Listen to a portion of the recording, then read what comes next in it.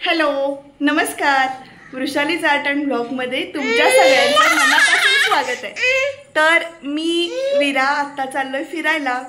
Most awaited ठिकाण आमच्यासाठी पावसाळ्यातलं, कारण बरेच दिवस झाले जायचं म्हणत होतो. तर आता आम्ही चाललोय रामतीर्थाला. या आमच्या बरोबर. रामतीर्थाची वाट चालू होते आणि निसर्गाचं एक वेगळंच रूप आपल्याला बघायला मिळतं. संपूर्णतः हिरवाईने नटलेला परिसर, त्याच्यात येणारे जाणारे पर्यटक, गाड्या, काही चालत जाणारे, काही गाडीतून फिरणारे आणि मग देऊळ, बाजूला लागलेले स्टॉल्स.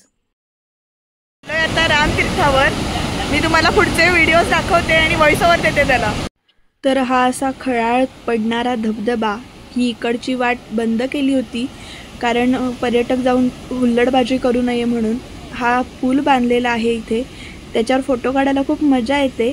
पण आता पावसाळ्यात हे रूप बघता फोटो काढण्याची परमिशन तिथे जाऊन कोण देत नाही. वाट त्यांनी अशी पत्रा लावून डायरेक्ट बंद करतं प्रशासन.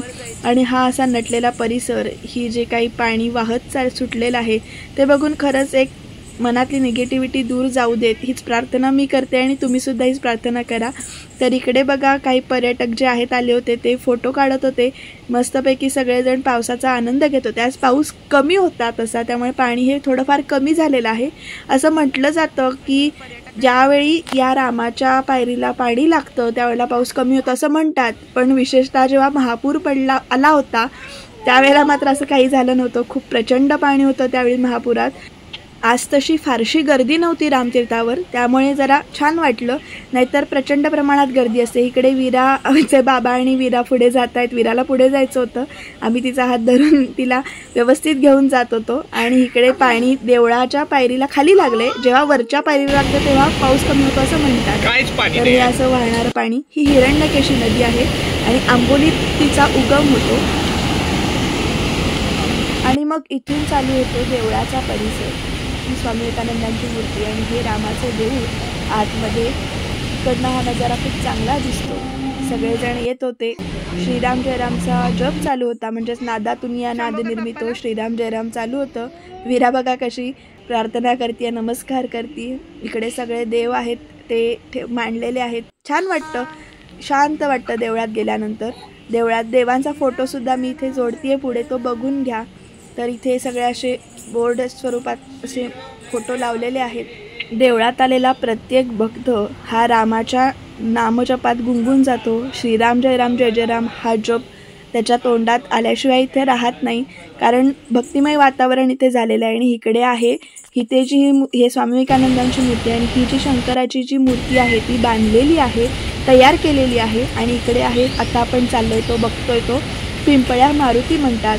हा मारुतीचा देवळाचा परिसर आहे. हा पिंपळ्या मारुती म्हणतात, कारण वर पिंपळ्याच्या झाडाखाली हा मारुती इथे वसलेला आहे. इथे पर्यटकांना बसण्यासाठी, विसाव्यासाठी सोय केलेली आहे. त्यामुळे असे बाकडे इथे मांडून ठेवलेत. आणि इथे ही जी हिरवळ आपण जरासं वर गेल्यानंतर बघतो ती बघून तर मनाला खरंच प्रसन्नता मिळते. इकडे दत्ताचं देऊळ आहे छोटंसं. इकडे झोपाळे आहेत, तिकडे घसरगुंडीसुद्धा आहे, पण ती मोडकळीत आलेली आहे. व्यवस्थित तिची देखभाल केली जात नाही, कारण मोठी माणसंसुद्धा त्याच्यावर बसतात, त्यामुळे किती कोण लक्ष ठेवणार असा विषय होतो शेवटी. आणि इथे आहे दत्ताचं देऊळ. सगळीकडे ओलसर झालेलं होतं पावसामुळे, त्यामुळे पाय जपून जपून टाकावे लागत होते, कारण पडण्याची दाट शक्यता होती. त्यामुळे हळूहळू आम्ही चालत जात होतो. आणि हे दत्ताचं देऊळ आहे. श्री गुरुदेव दत्त. तुम्ही सगळ्यांनी दत्ताचं दर्शन घ्या, हात जोडून नमस्कार करा. ही दत्ताचा आणि स्वामी समर्थांचा फोटो आहे. आणि अशा प्रसन्न वातावरणामध्ये एक फोटो काढण्याचा मोह कुणाला नाही होणार. तर इथे आम्ही फोटो काढलेला आहे. आणि इथे बघा एक खारुताई आहे, ती खेळतीये छान. इथे विरा तिला छान बघत होती, मजा वाटत होती, छान पळत होती इकडून तिकडे सारखी सारखी. आणि मी त्याचा फोटो घ्यायचा प्रयत्न करत होते. आणि हे आहे शंकराचं देऊळ. इथे हा नंदी आहे. या नंदीला बघून सुद्धा विरा सुरुवातीला घाबरली होती, पण नंतर तिची भीती गेली. नंदीला नमस्कार केला आणि मग घेतलं भगवान शंकरांचं दर्शन. ही ते आहे शंकराचं देऊळ, शंकरांची पिंडी. आणि त्याला आपण नमस्कार करूया. ओम नमः शिवायचा जप चालू होता, छान वाटत होता. आणि त्याच्या बाजूला आहे शिवपार्वती मंदिर. शिवपार्वतीचं मंदिर आहे हे. सगळ्यांनी दर्शन घ्या शिवपार्वतीचं मंदिरात.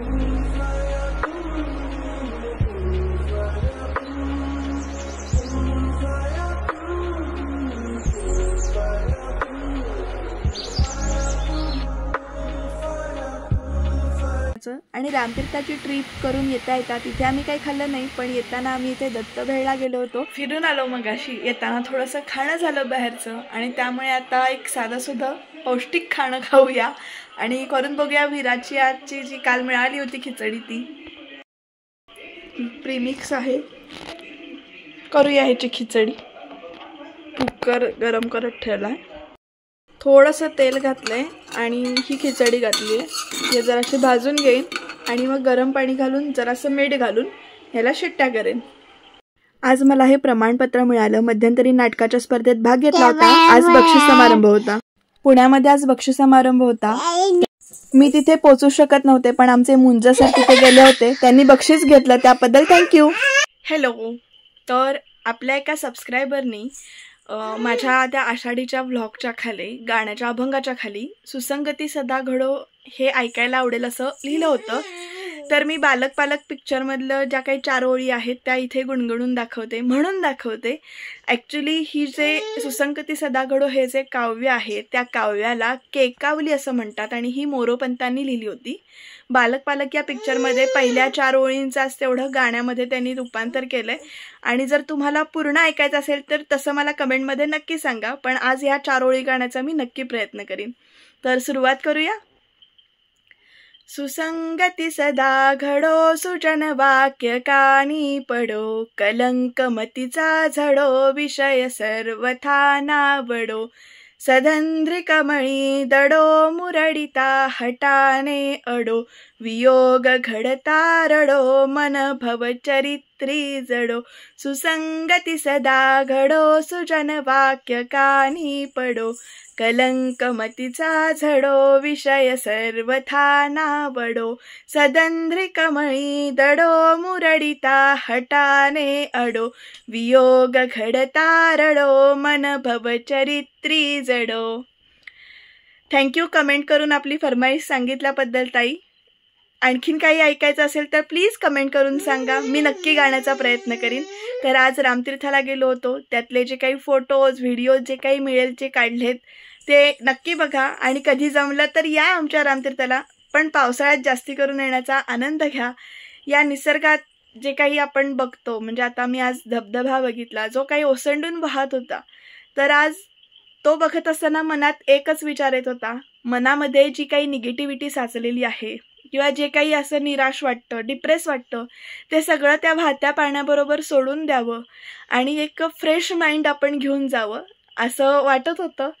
तर तुम्ही सुद्धा याच दृष्टिकोनातून पॉझिटिव्ह राहायचा नक्की प्रयत्न करा आणि व्लॉग शेवटपर्यंत बघत राहा.